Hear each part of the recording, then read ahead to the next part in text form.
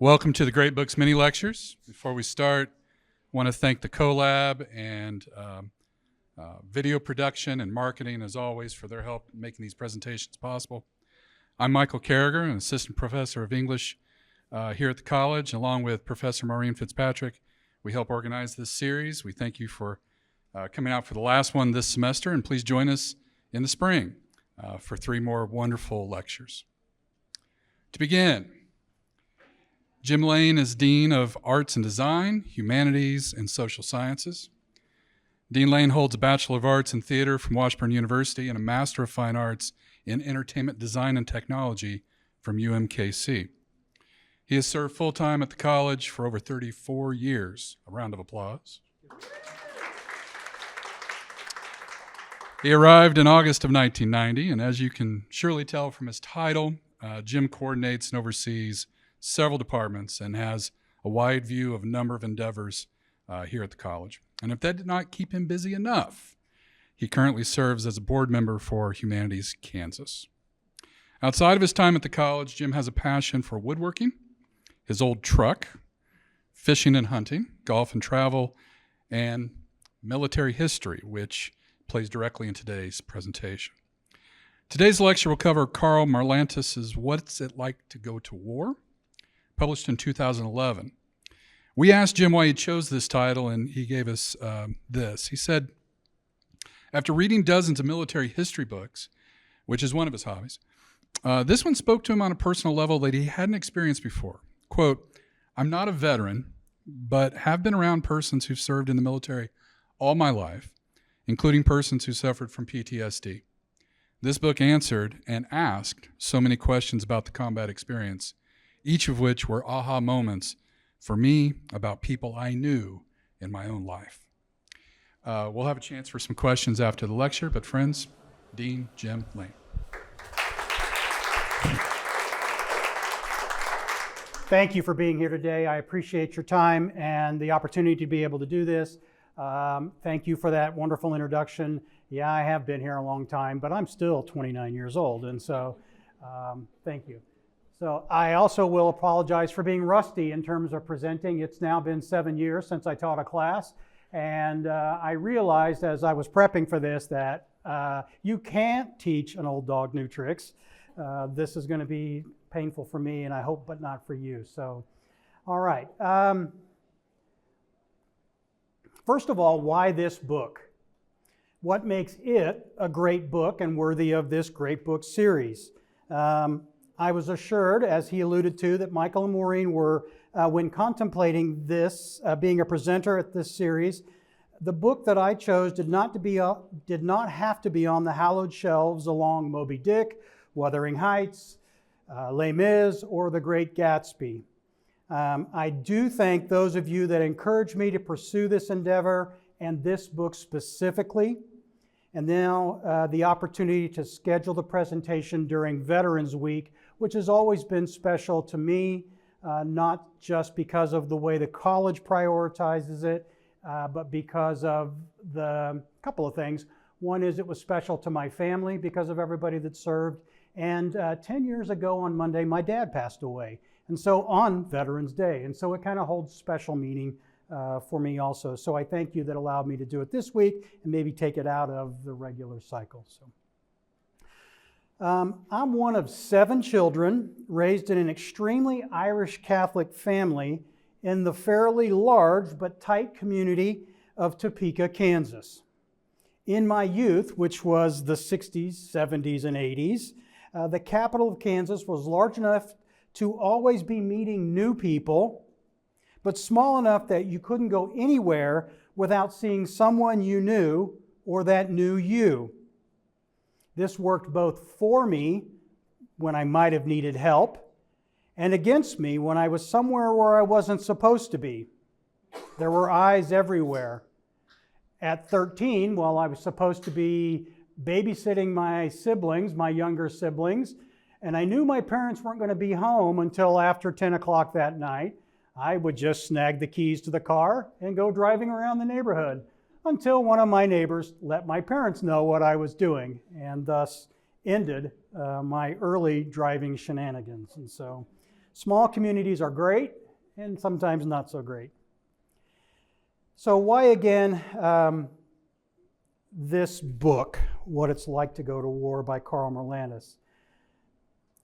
As alluded, from my earliest memories through today, and like the author's experiences, I've been surrounded by, influenced by, intimidated by, and ultimately fascinated by the thought of combat and serving in the military.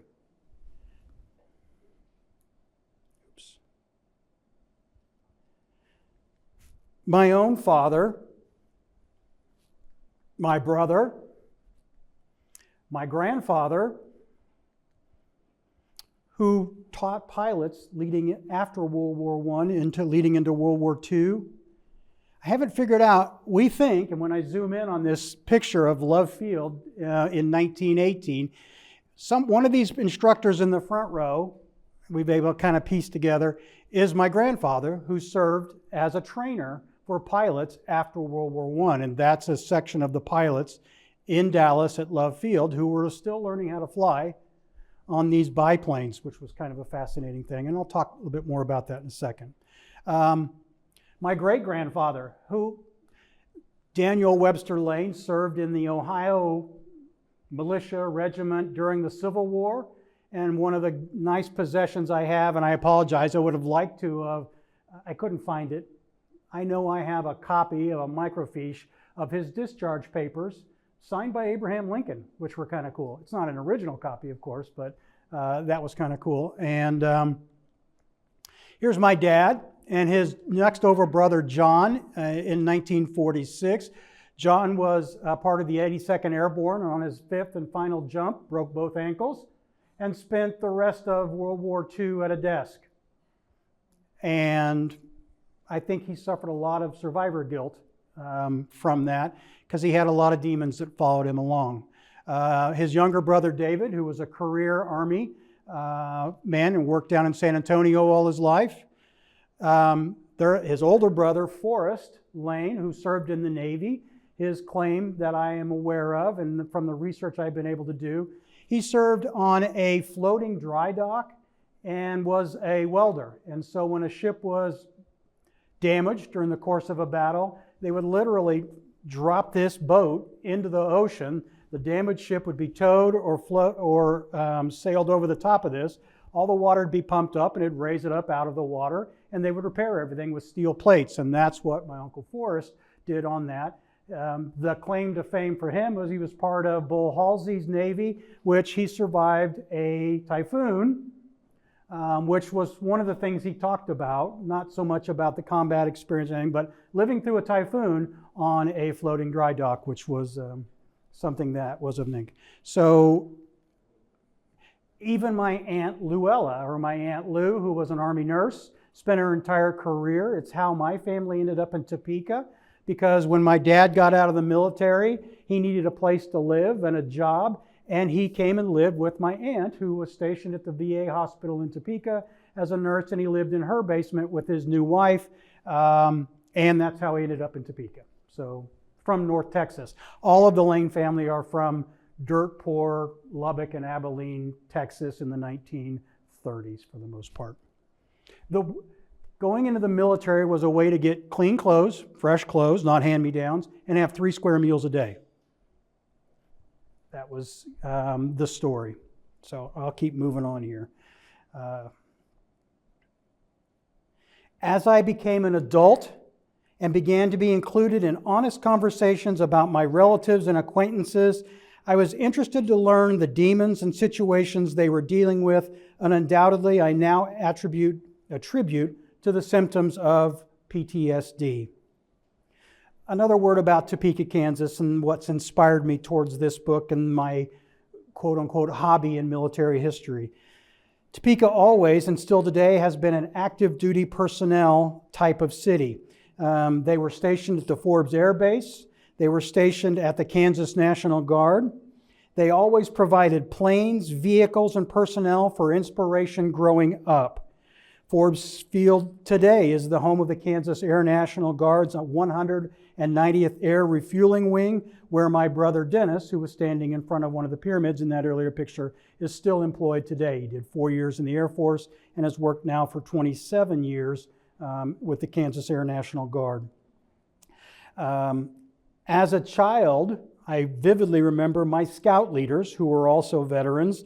They would arrange tours to the air base, the flight line, the shops that our scout group would get to go to, and I would be able to, one, be on base and see those things that repaired and helped our military. Field trips to the Kansas National Guard allowed us to climb on military vehicles and allowed us onto the target range to shoot paper targets with a .22 caliber rifle. We went to the local VFW to see the flags and the medals and hear watered down stories of the veterans who were there and their service histories. When the opportunity arose, I loved to go camping with these scout groups and then again with my extended family who liked to camp. I was always taught basic survival skills, which I thought were both a challenge and a blast to partake in. I love my dad's surplus military equipment that he had around the house that he had retrofitted into new things. For instance, the duffel bags became storage for all of the wool blankets and winter blankets that we had. He had a smaller medics bag. My dad was a Navy corpsman. He had a medics bag that was his tackle box for his fishing supplies. There was a toolbox that housed all of his worldly tools, and he had very few that was military surplus. And so all of those things were peppered, if you will, around my house growing up. I also, during this time in the 70s and 80s, played a lot of military board games, and some of those you probably know, like Stratego or Battleship or Risk. I had my own little army of my own little personal army of Green Army men and G.I. Joes. I watched with fascination anything on TV that was military related. These all contributed to and eventually fueled my interest in the military and military history. Now, with that said, the biggest caveat and my biggest fear about and anxiety about giving this lecture today on this book was I'm not a veteran. I have never served. It's not that I didn't consider it, that in 1981 and 82, during my senior year of high school, I did seriously consider the Navy like my father. He was a Navy corpsman, as I mentioned, during the end of the Korean War, served in San Diego on the hospital ship Repose, but never went in country to Korea because when his number was called to go, they had just passed a law in Congress saying that if you had less than a year left on your hitch, you didn't have to go to Korea. And so he lucked out and didn't have to serve basically in a MASH unit like you see on the television show MASH. When I mentioned to my dad that I was considering the Navy, his first comment and reaction was not surprisingly, no. If you knew my dad, anything you asked of him, his first answer was always no. Dad, can I go to Steve's house? No, it's dark outside. Dad, can I go to, this place or that place? No, it's going to rain. It was some ridiculous amount. To his credit then, it was usually, what time are you leaving? When are you going to be there? Where else are you going? Who else is going to be there? After we withstood the third degree, okay, well then I'll see you when you get home. But in this instance, he said no. For reference, at this time, there was no war or major military conflicts. In fact, serving in the military was vilified in most of society because of the experiences of Vietnam. There was no patriotic cause or needs for my service to my country at that time. After contemplating a bit, he was blunt in his assessment and then that unless I was accepted into Annapolis, which knowing my grades, we both did, was never going to happen, that his and my mother's dream was for all of their children to go to college, which I finally accepted and did. In college, I liked history courses, especially anything having to do with military history. I continued to broaden my friend circle, and I met coworkers and professors who were veterans. I hung on every bit of information I could get about their experiences while trying to be respectful of their experiences. My first boss I had worked for 2 years before I realized he was a U.S. World War II Navy veteran whose vessel was shot out from underneath him, and he spent 2 days in the water before him being picked up. One of my first employees as a 15-year-old was a World War II Navy, not Navy veteran, but an Air Force base veteran who had served in bomber crews flying over Europe during his time in the military. In college, I worked in theater shops. A lot of times Vietnam veterans would be working in there. And I remember George as one of my first professional co-workers. George was a Navy SEAL who was charged, during his words, was charged as a long-range patrol going in and destroying ammunition dumps in Cambodia and Laos, which he was never able to admit to because we didn't go into those countries. But George had an elastic knee and a plate in his head, and if you didn't believe him, he would stick magnets to the side of his head and just to prove it. George was a character, as you can imagine, but George had his demons also. George couldn't sleep at night. And so when he came to work the next day, it usually looked like it, and we all had to watch out that the things that he was doing and the things he was assigning to us, we double-checked because there were mistakes that were made. That was just one of those things. A lot of these aha moments you have when I read this book, I went, oh, I get it now. I had a specific history professor at Washburn who was a refugee from Germany as a child. He taught World War II and 1900s European history. I took both of his classes. His lectures, for some reason, took a lot more resonance when I knew and his class knew that he was a product of that time and he had lived through those. Those were all inspirations. So when I started my career in 1990 here at JCCC, these influences and the renaissance at that time of military culture into popular media again, I started reading anything about I started reading by anything that Stephen Ambrose did, and that branched into a variety of other things.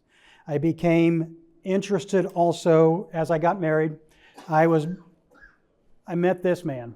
This is Glenn Elmore Ryan, or he went by the name of Mo Ryan. He was very good family friends with my wife's family. He lived in McCracken, Kansas, outside of Hayes. And as I got to know him and his family first, he's a World War II veteran. Well, great. I am interested in that. So, Mo, what can you tell me about it? And Mo's version in his would have been late 70s at that time was very different than the actualities, which is another one of those aha moments. But I started doing research while he was still alive, and I realized, oh, well, Mo's a Bronze Star winner. And then part of my history acumen, I couldn't find anything about him or the 80th Division that he was a part of, but there is all kinds of materials that you can go out and find on the internet, thankfully, in the 1990s when that became it. I'm able to find after-action reports, daily musters, even his discharge papers, none of which he had, that I was able to take back to him and go, did you remember? Did you know? Because, look, I found your name, Glenn E. Ryan, your serial number on an after-action report, or this is actually a daily muster, and it says that his MOS was changed, which was from 645 to 607. He went from a mortar crew to a field spotter during that war. And he was promoted, or it says at this point, he was from a private first class to corporal 6th grade. So that jogged his memory, and I was able to find out more about him. I also found the point where he and Joseph Turtle were above 2 men seriously wounded in action as of 10 November 1944, changed from commission to combat, entitled to combat infantry pay. All of that fueled my fire, if you will, my passion to go in and look up all of my relatives in addition to him. And so when I was able to confront him with some of this information and present it to his family, they knew nothing about any of that. They knew that he was injured. It took him 2 months stateside to get to the point where he could walk again. He didn't talk about it at all with his wife, with his son, even when he took a trip back to the Lorraine area of France in the late 90s with his wife and retraced some of the steps. He didn't talk about it with her. And so when he did finally die, I was able to ask him questions and they listened in, but when he did finally die, I laid this all out for him. I was able to do, based on these after-action reports and the military histories there, where they were day to day to day to day to day. I don't know what he did specifically, but I know when his company and his unit was in battle. That kind of just drove me even farther to do more of this. And so that's, again, an influence why I started reading and how I eventually landed on this book.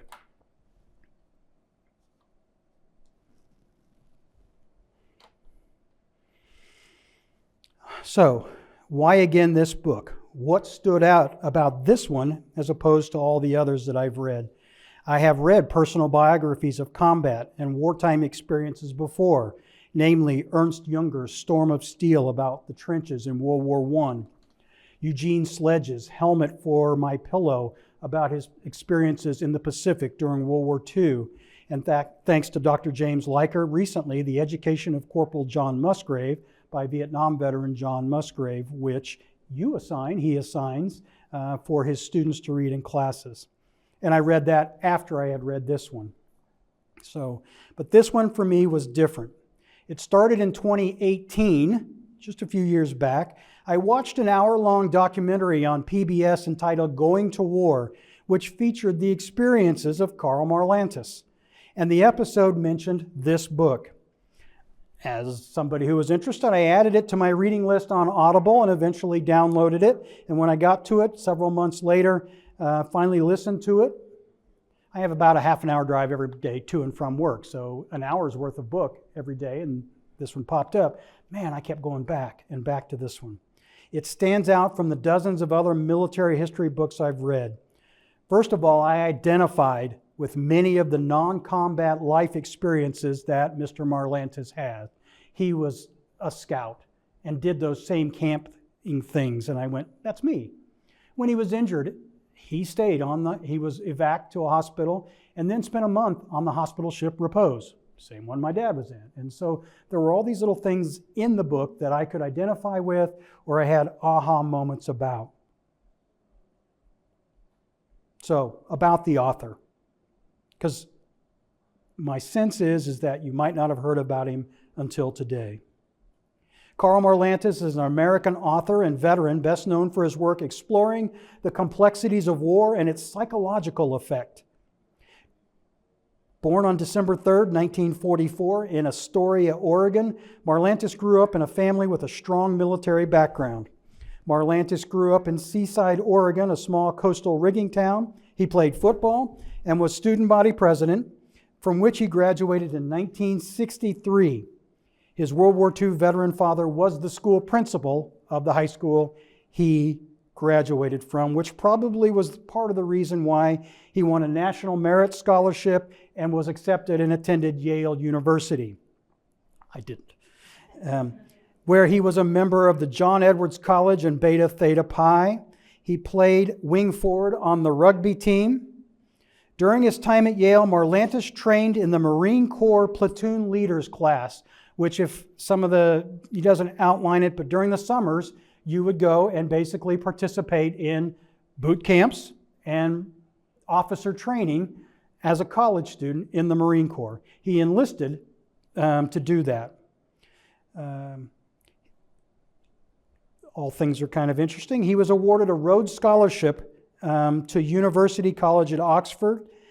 He was not sure whether he was going to be able to accept it when he approached his military leadership about it. They readily agreed. It was good for them to have one of their Marines be a Rhodes Scholar at Oxford, and they allowed him to defer his active duty service until after he had completed that. And he talks a lot about that, not necessarily in this book, but in other things.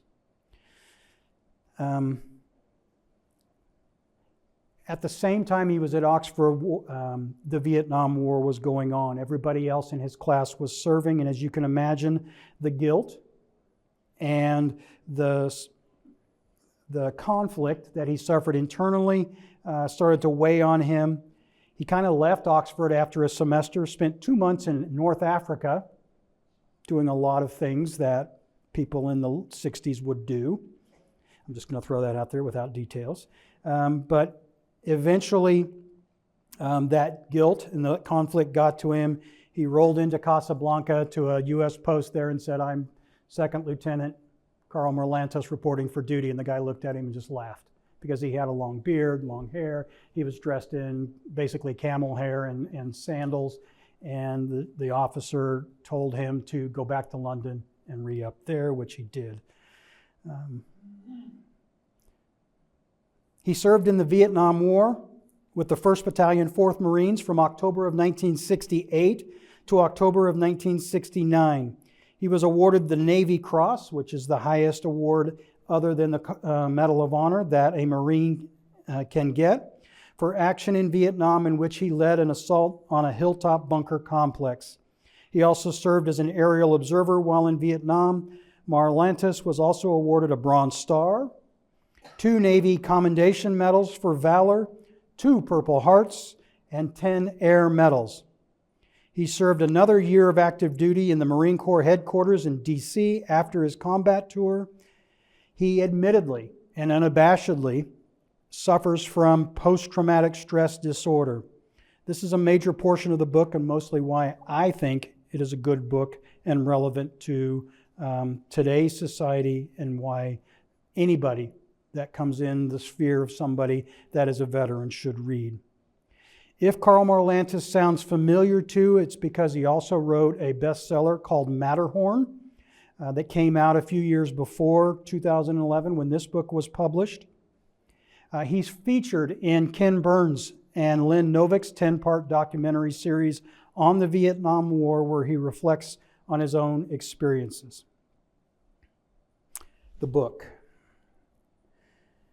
For me, it's a profound exploration of the psychological and emotional impacts of war on the individual and their families. Oh, I already pushed that. That's a good picture of him and in Vietnam, in country. The book combines Marlantes' personal experiences with his broader reflections on the nature of combat, the challenges of returning to civilian life, and the moral and spiritual complexities that soldiers face. The book is divided into chapters and sections that tackle different aspects of the military and combat experience. Throughout, and this was key interest to me, he continually refers to fellow authors, playwrights, philosophers, and mythologists, including the names like Sophocles, Shakespeare, Homer, Kierkegaard, T.E. Lawrence, Yeats, Jung, and the mythologist Joseph Campbell. He refers continually to texts like the Mahabharata and the Bible. A major motif and theme throughout this book is that of the Temple of Mars. The Temple of Mars pervades the book and is a major reference point for his military experience. And I'm not talking about the brick and mortar temple that still exists today, but the metaphysical, psychological place a warrior has to be to do the job and achieve the objectives that he or she is ordered. With this comes his identification of all soldiers of combat as warriors. It's a key distinction that he makes in the book. His stance is that warriors is a better term for these youth, actually, and is a better label than GIs, grunts, infantry, or soldiers in general. And I'm going to quote loosely. My apologies for any quotes or assumptions I make to Karl Marlantes if he ever has the occasion to see this. Warriors deal with death, and they take life away from others, which is normally the role of a god. Asking young warriors to take on that role without adequate psychological or spiritual preparation can lead to damaging consequences. It can also lead to killing and pain infliction in excess of what is required to accomplish a mission. If warriors are returning home having had better psychological and spiritual preparation, they will integrate into civilian life faster, and they and their families will suffer less. That's a major component about not only the Temple of Mars, but his overall theme throughout this entire book. In the afterword, he describes his own personal entrance into the Temple of Mars as a contradictory mixture of patriotism, genetic imperative, the draft, a yearning for transcendence, an escape from the humdrum and need to prove his own manhood. Inside the temple, he experienced a surprising love for those that entered with him. Inside, he prayed for deliverance from horror, carnage, and the death he experienced. Never had he felt closer to his God and more baffled by the problem of evil. And I'm going to read a bit from this. In that temple, I experienced transcendence and momentarily ecstasy. I experienced flawed humanity and raw savagery, my own and that of others, beyond comprehension for most people. I've never approached the intensity of these feelings after returning home. I'm going to say that again. I never approached the intensity of these feelings after returning home. I do, however, find disturbing reminders of the bad ones when I read the newspapers, hear jingoistic claptrap, awake from nightmares, or see unbidden images welling up from my memory at the most awkward times. I have learned to find gentle reminders of the good memories. And it's when I write fiction, play the piano, share holidays with my family, see old comrades, and make love. I still yearn for the stronger feelings of war's transcendence and ecstasy, but like the recovering alcoholic, I also know their destructive, endangering aspects.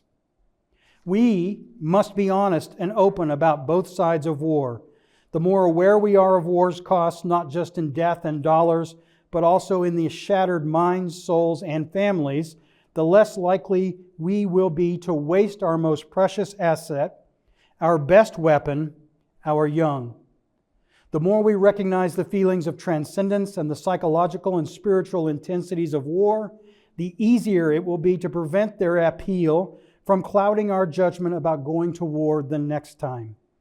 What ultimately will save us from the appeal of war is achieving this transcendence and intensity through other means. The substitute for war is not peace. Peace is a seldom achieved political state of being. The substitutes are spirituality, love, art, and creativity, all achievable through individual hard work.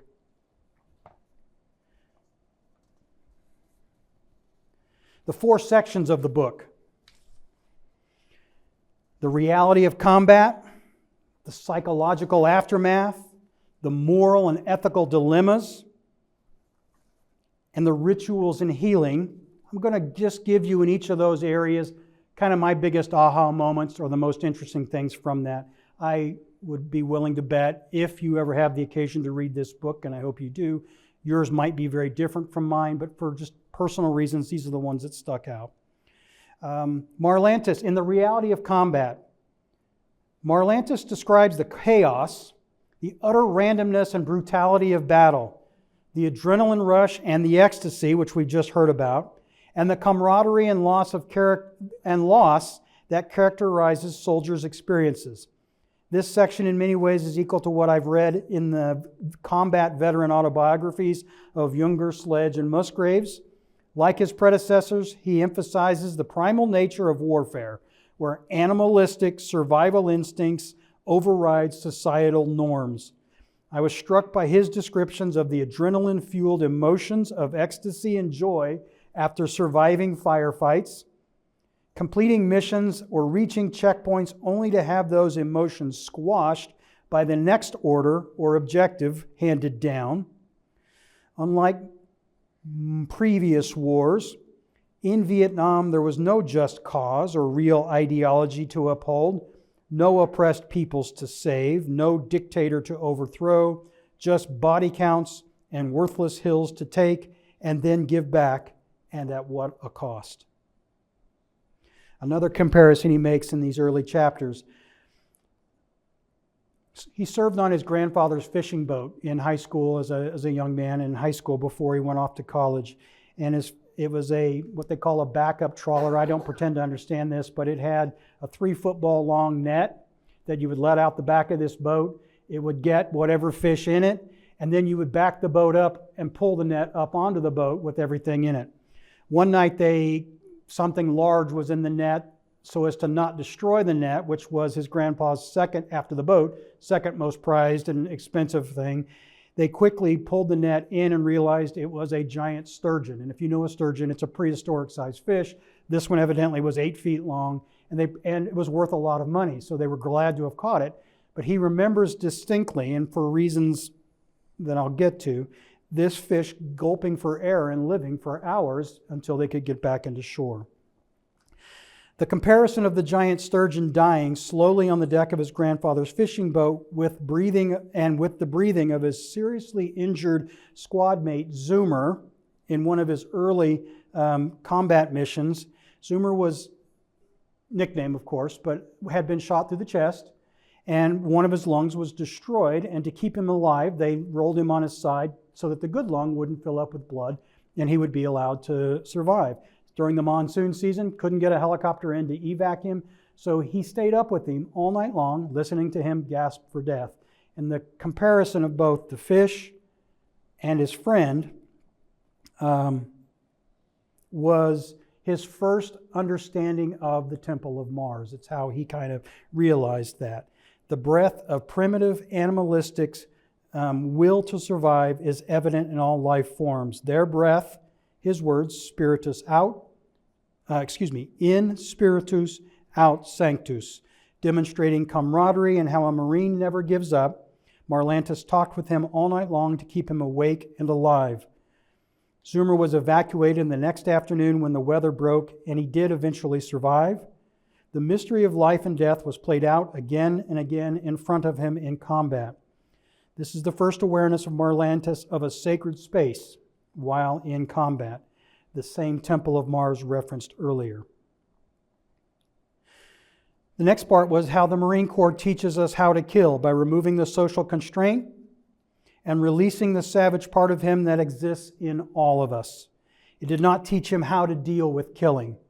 The overriding theme in this book is that training should include a spiritual education and guidance before, during, and after military service. Maybe it exists now in current or modern day boot camps and subsequent trainings. I would love to talk to folks about that to find out if that is true, keeping in mind this came out in 2011.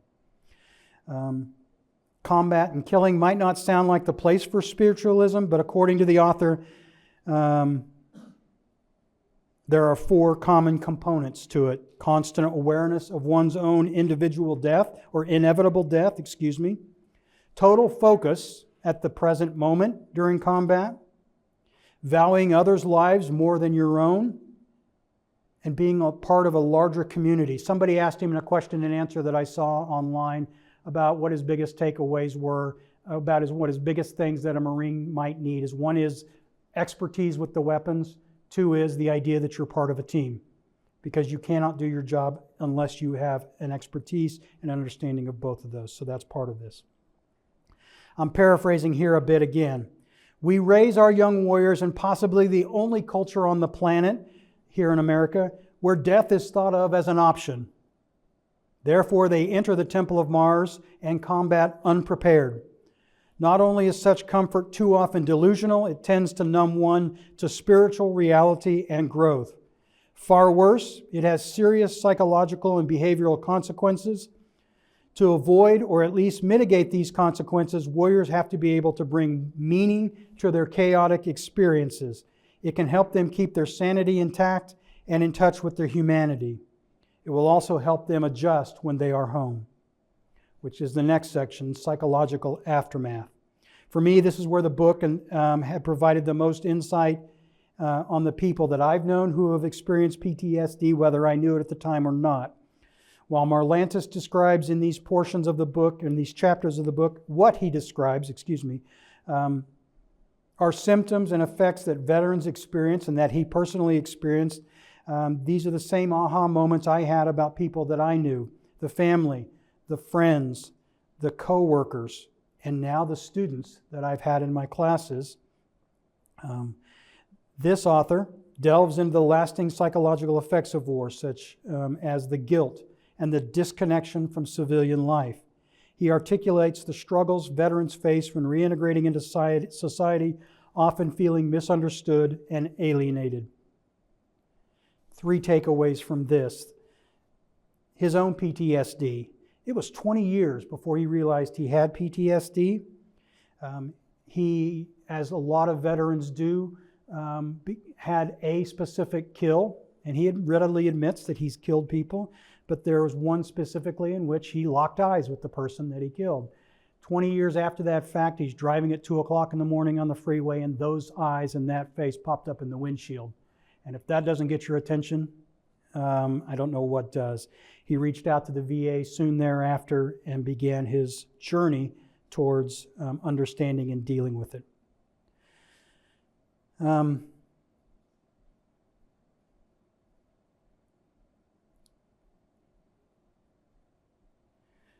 Probably not new to us about PTSD in this room, those of us that have a mild understanding of it, is the rush that needs to be replaced when you come back from combat. Life on the edge, where the randomness of sudden death is not present, pushes veterans to risky behaviors, drugs and alcohol, promiscuity, crime, or anything that might replicate to a small degree the adrenaline rush of combat. The current blurring of these lines between veterans that still are alive from World War II, through Korea, through Vietnam, through Iraq and Afghanistan is becoming very blurred, the lines of all those. He spends a little bit of time towards the end of the book talking about modern day troops being able to call home, being able to FaceTime, being able to be back home from a combat situation in a matter of hours or in a short term in days. And you can think of the modern experiences we've seen already, where that's a difficult thing to cope with, where 1 week you're on patrol and you're feared for your life and the lives of your squad mates, and the next week you're at home with your family, your wife or children, and how do you deal with that? At least in his point, during World War II, there was a 2-week ship ride where you could decompress and tell stories with and continue through the VFWs and the American Legions afterwards to help deal with that. Those things don't exist in the same way that they do today. So that was a kind of an aha moment for me.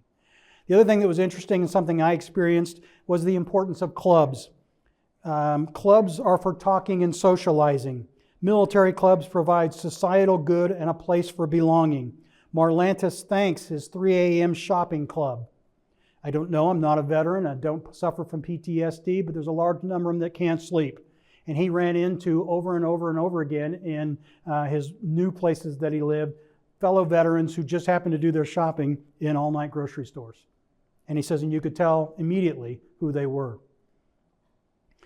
For me, it was trips to my dad's haunts, like the local tavern, the VFW, fishing, would always seem to be able to, where I was included as a child, and where I was a part of stories that they would talk about their combat experiences.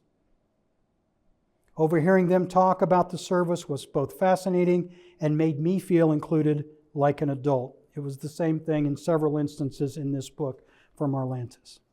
Next comes the moral and ethical dilemmas. Throughout this book, Marlantes discusses the moral complexities of warfare, including the justifications for killing and the impact on these actions on the warriors' consciences. He raises questions about honor, duty, and the cost of war on the human psyche. We ask 18 and 19-year-olds to do what in reality is the realm of the gods and fate, and we ask them to do this without any real consideration of what is going to do to their long-term psyches, both morally and emotionally. It's easy because their brains aren't yet formed. At 18, 19 years old, you can convince them to charge a hill. They're invincible. If we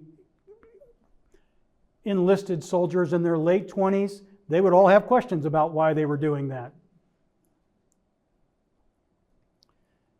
He goes into great detail throughout the book, and especially in his portions on Vietnam, on leadership and lying, when we're talking about moral and ethical dilemmas. Asking these same warriors used to kill on behalf of a just cause, or worse, an unjust cause, and then lying in support is the biggest failure of our leadership. No lie or agenda of lies should ever send our warriors out to kill, according to Marlantes. Vietnam being the prime example of this, but there were allusions to our weapons of mass destruction campaign during the 1990s. He states, body counts as a measurement of winning and or losing a war is a horrible way to gauge progress in a war. Lying about the number of bodies just made it even more absurd, which according to Marlantes always happened to make command happy and to justify the orders and cost in the first place. Destroying a landmark and killing those inhabitants only to soon abandon that same landmark or location and let it return to the enemy days, weeks, or years later without a true or just cause is both immoral and a sign of bad leadership. The cost to those who had boots on the ground and did that killing as ordered, dead or alive, is the cost they will have to pay with little ramification to those that did the ordering. There's also the lying for reasons of good. As a leader, he accounts of a time when near the end of his service, with 2 days left to go before one of his fellow squad mates, he was arrested by the MPs for having marijuana on him. He was called. He and two of his buddies was called. He knew that this soldier was an excellent Marine, had 2 days left on his hitch in in country. And when he was called up in front of the gunnery sergeant, who was leading the patrol and the military police at that time, he was asked what to do. He said, I lied. I literally picked up the joint that had fallen out of the man's pocket right there in front of all 9 of us in the room. I smelled it, and I ascertained to the gunnery sergeant that it was just tobacco. The gunnery sergeant looked at me for what felt like, his words, an eternity, and then went around and let everybody else in the room smell it and verify that it was indeed tobacco, all knowing that it was marijuana. But because I had lied and spoken up for this person, and at great risk, he could have been court-martialed himself, and being court-martialed would have been a dishonorable discharge, and really, for a young black soldier, would have been a barrier for the rest of his life if he didn't serve jail time. He lied for him, and he said those were moral lies that sometimes get told. And this young man was allowed to get off to basically evade that charge and go from there. It was an interesting bit in the piece. Finally, the last section is on rituals and healing. The book highlights the importance of rituals in the process and the experience of war. He argues the need for community support and understanding to aid veterans in their healing journey and about that. So here's where my theater kicks in, and this is another way that another reason I enjoyed this. Dealing with PTSD and the ghosts that haunted him, Marlantes deals with, makes the statement that you need to turn your ghosts into ancestors. He did that with the help of a friend, Brother Mark, a Capuchin friar, and I'm going to read from this part of it. Brother Mark had spent the evening before setting up candles and laying out the tools of a ritual, and in the large old mission church, which the ritual was going to take place. I had spent the evening writing what I wanted, and I never had the chance to say to my dead friends killed in the Vietnam War. Brother Mark was in full regalia. If we're going to do this thing, Karl, we're going to do it full force, with 2,000 years of tradition behind it. It was a mass for the dead. I handed Brother Mark my diary, the battered book that I had kept with me every day while I was in Vietnam. It was with me on those godforsaken hilltops in the mountains. It was with me in every firefight. It was with me when Isle died and when Utter died. It was with me when I died. It was with me on the hospital ship Repose. It was with me when I was drunk on my butt at Vandergrift Combat Base.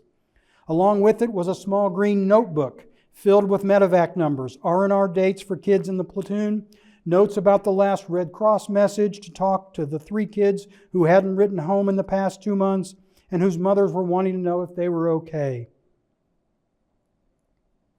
Brother Mark placed these books on the altar next to the wine, water, and bread. He looked at me and asked if I was ready.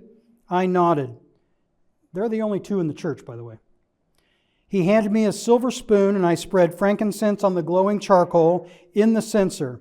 I carried it, tossing the smoke, while Brother Mark spread holy water, and together we walked towards the huge oak doors at the far end of the aisle. Brother Mark unlocked the doors. I pushed them open and into the night. Welcome, friends of Karl. Welcome, former enemies. We welcome you. Come in. Marlantes says, I felt them filing in.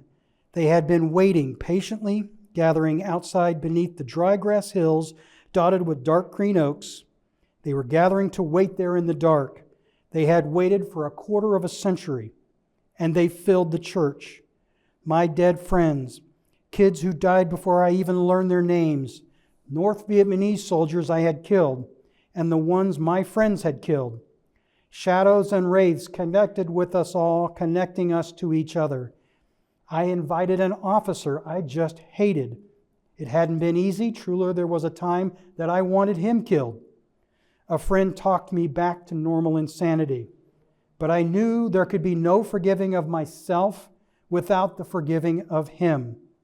I also knew that he never thought too highly of me either. Then my grandparents filed in. We began the Mass. About halfway through, I stopped Brother Mark. He said, all of these people have got up and started shaking hands and talking with each other. We waited a bit, and when they got back to their seats, we started the service. I'm going to skip here a bit. As the Mass was ending, the light built up around the Santa Ynez Mountains, outlining the barren ridge lines across the gray.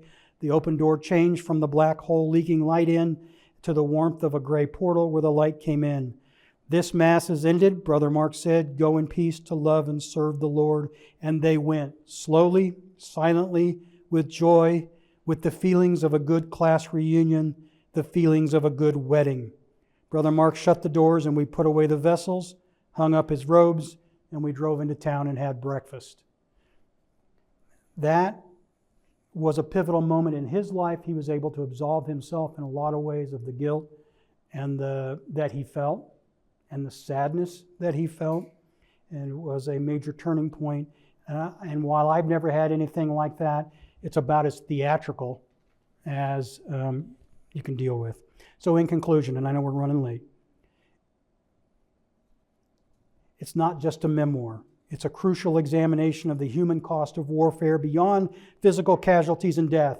Marlantes brings candor and his own brutal self-analysis to bear on his combat experiences in Vietnam.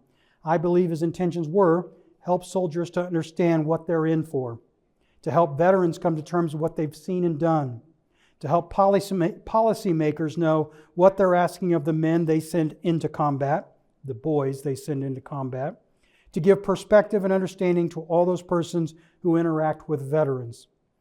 He calls for rituals designed to help soldiers recognize their quandaries of what they are, even in the heat of battle and even for the enemy. He had a prayer that he read during and after a firefight. He said, "Bless these dead, our former enemies who have played out their part, hurled against us by the forces that hurled us against them. Bless us who live, whose parts are not yet done, and who know not how they shall be played. Forgive us if we have killed in anger or hatred. Forgive them if they did the same. Judgment is yours, not ours. We are only human." Now that I'm near the end of this, I hope you all have kind of a better appreciation for what the warrior experience is before, during, and after combat or military service. I hope you find occasion to read or listen to this book. If you're interested in more on the author, man, do a YouTube search. There are literally lectures and demonstrations. Karl Marlantes is a well-known figure in the military world. I would love to somehow, he's still alive and still lecturing, someday get him here to lecture on the experiences, but that's kind of the presentation for that. So thank you for the time.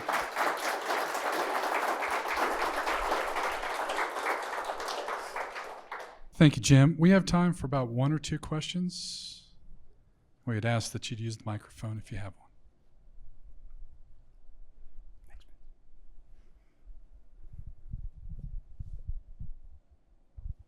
Jim, if you were young again, would you go to war after having read that? Everything is different. I certainly would be less afraid to go to war. I wouldn't be as intimidated by going into the service.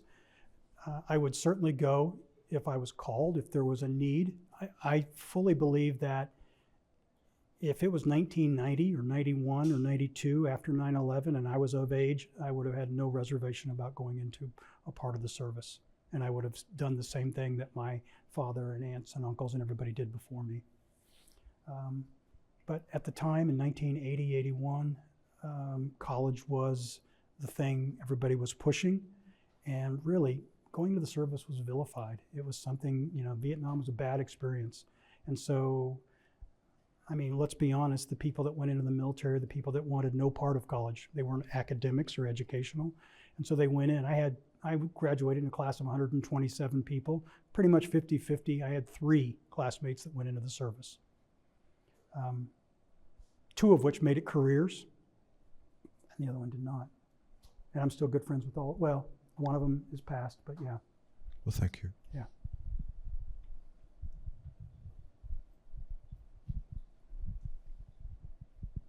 Thank you. Thank you so much, Jim. It was You're absolutely welcome, Ross. wonderful. One thing that particularly strikes me was your aha moment in terms of the proximity of war and the idea that normalcy is so close and the division between the previous warriors or generations and the one that we have now. Right. How did you feel personally about that? And what do you think? Are we as a society really capable of reconciling that momentum, which is absolutely fascinating, that one can be thousands of miles away and then within a couple of hours in seeming normalcy? It's Right. almost as, for those of you who watched Matrix, have we taken the red pill and entered a completely different reality? So that's one question. And very quick, another one. You mentioned Kierkegaard. For some reason, he's read widely by both veterans and those who were in the war. And I was wondering, what does he say? How does he reflect upon him? Thank you again. All right. So the Kierkegaard piece, I don't remember the reference, but I just remember him being brought up. And it's not surprising that as a Yale-educated, Yale graduate and a Rhodes Scholar, he would know all of the philosophers. And I don't remember specifically the reference to that in there. I do know that. So I have in the early 2000s, I had a student who was an Army veteran who came in. He certainly was a combat veteran, had a Purple Heart and had been injured. And he came in, and his thrill that he did to use the GI Bill to get his college degree. His name's Gabe Goff. He's from a big family here in town. He's been here and spoke to this in this room.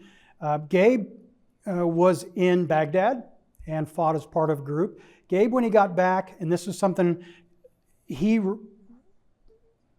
was personal, told me about, was it's weird how you go from being in the service, in country, and back here in what seems like a heartbeat. There's no decompression. There is no how do I deal with it. It was weird, because even in the 90s, I was able to use company phones to call my parents, to call my brothers and sisters and let them know it was all right. It wasn't a 2-week process to get a letter written and to them. And his thrill was to be an actor. Learning lines and standing up in front of a group of live people and reciting them was a rush to him. It sort of, on a very small scale, replaced being in country. And that's what he did. And he took that and was very good at it because he had really no self-conscious, something that he'd learned in the military. So, yeah, those lines are really blurred. I mean, the experiences through all the U.S. conflicts of folks and how they deal with them, I don't know. And I would love to talk to a veteran of recent wars, of recent combat experience, about how were you trained? Were you given emotional, psychological help? Did you practice rituals? And has that contributed to or helped you assimilate back into civilian life? So I hope I have that opportunity sometime. Thank you, Jim. Thank you, everybody. Yeah, thank you very much for being here. I appreciate it.